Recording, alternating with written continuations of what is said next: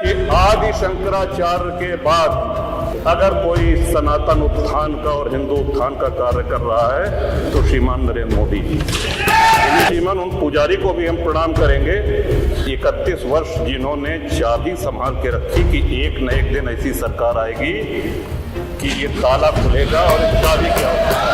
कई दिनों से हम देख रहे हैं कि माहौल बिगाड़ने का प्रयास हो रहा है। हल्द्वानी तक का उदाहरण दिया गया इस हाउस में। बाबर, गजनी, गोरी, औरंगजेब लुटेरे दीवार के ऊपर शिखर तोड़ करके गुम्बद बना देने से ये गंगा जमुनी तहजीब नहीं होती। अल्लामा इकबाल पहले वो व्यक्ति थे जिन्होंने कहा कि हिंदू और मुसलमान एक साथ नहीं रह सकते।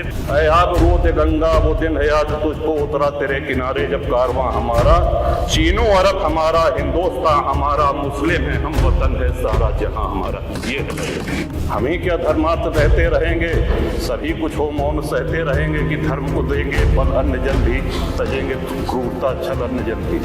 अगर बाबर और औरंगजेब की अनुसरण करेंगे, उनका अनुकरण करेंगे, तब तो शांति की कोई गारंटी नहीं। कुछ बातें यहाँ पे गलत कही गई हैं, सत्य से परे कही गई हैं और कुछ आधी अधूरी बातें करी गई हैं जिससे बाहर एक भ्रम और भ्रांति वाली स्थिति भी बनती है। जीवन, जैसा कि हमने महामहिम राज्यपाल के अभिभाषण में कहा था कि प्रभु श्री राम की चर्चा सर्वाधिक हुई, बहुत अच्छी बात है। डॉक्टर लोहिया को मानने वाले लोग भी ये मानेंगे कि डॉक्टर लोहिया ने जन सामान्य को भगवान श्री राम के आदर्शों पर चलने की प्रेरणा देने के उद्देश्य से प्रतिवर्ष रामायण मेले का आयोजन किया करते थे। डॉक्टर लोहिया का ही एक ये बयान था कि बाबर, गजनी, गोरी, औरंगजेब लुटेरे थे, रसखान और रहीम हमारे पूर्वज थे।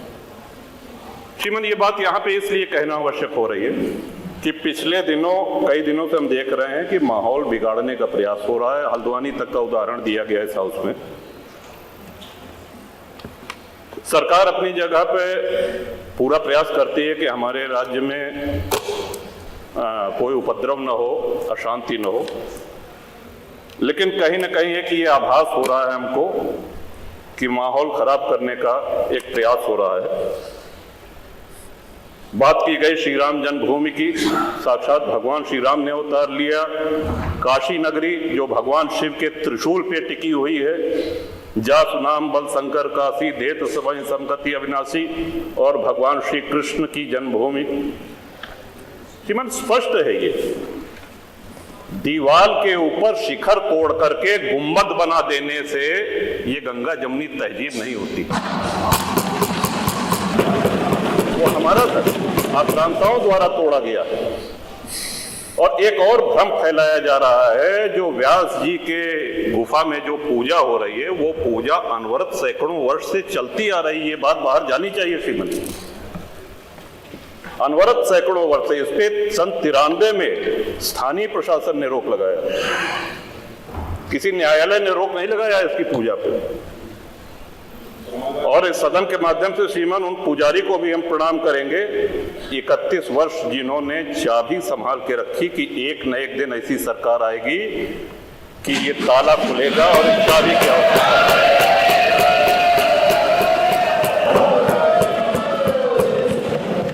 अल्लामा इकबाल, फिर वही होता है कि आधा अधूरा बोल दिए जो है पूरा बोलना चाहिए।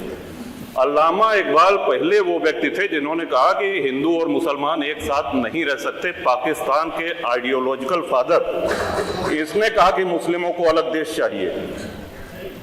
जिन्ना को रास्ता बताने वाले, जिन्ना को उकसाने वाले, और पाकिस्तान के पक्ष में भारत के मुसलमानों ने वोटिंग करी जिसमें 98% लोगों ने कहा कि हिंदू और मुस्लिम साथ साथ नहीं रह सकते। इस बात पे लेकर के बंटवारा हुआ और सारे जहां से अच्छा जो कविता सुनाई गई वो अधूरी है। 2 पंक्ति उसकी हम भी सुना दे रहे हैं कि ऐ आब रोते गंगा वो दिन है याद तुझको उतरा तेरे किनारे जब कारवां हमारा।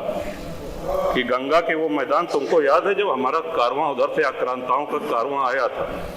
ऐ आब रोते गंगा वो दिन है याद तुझको उतरा तेरे किनारे जब कारवां हमारा, चीनो अरब हमारा, हिंदुस्तान हमारा, मुस्लिम है हम, वतन है सारा जहां हमारा। ये है ये तराना-ए मिल्ली की पंक्तियां हैं, अल्लामा इकबाल ने 1910 में लिखी थी श्रीमन।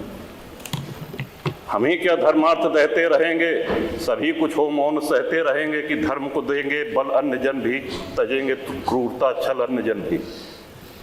श्रीमान, हिंदू तो सर्वसमावेशी है, किसको आश्रय नहीं मिला, किसको आसरा नहीं मिला। यहाँ पे जो भी संकट में आया उसको हमने अपनाया। कभी किसी हिंदू ने नहीं कहा कि हम मुसलमान के साथ नहीं रह सकते। उल्टा जब बंटवारा हुआ, धर्म के आधार पर हुआ, पाकिस्तान बना, जो मुस्लिम वहां जा रहे थे, हिंदुओं ने उनको रोकने का काम किया कि आप रहिए हमारे साथ, भाई भाई बन के रहिए। ये इस संवेदनशीलता को रसखान जी, अब्दुल रहीम खान खाना, इनके आदर्शों पे चलेंगे तब अच्छा वातावरण, अच्छा माहौल बनेगा। अगर बाबर और औरंगजेब की अनुसरण करेंगे, उनका अनुकरण करेंगे, तब तो शांति की कोई गारंटी नहीं। मैं फिर से पुनः बधाई देता हूं, इस बजट का समर्थन करता हूं और माननीय योगी जी की सरकार को बधाई देता हूं। और ये हम लोगों का सौभाग्य, इस पीढ़ी का सौभाग्य है कि अपने जीवन काल में भगवान श्री राम के भव्य मंदिर का और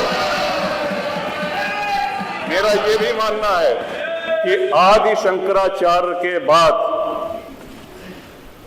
अगर कोई सनातन उत्थान का और हिंदू उत्थान का कार्य कर रहा है तो श्रीमान नरेंद्र मोदी जी।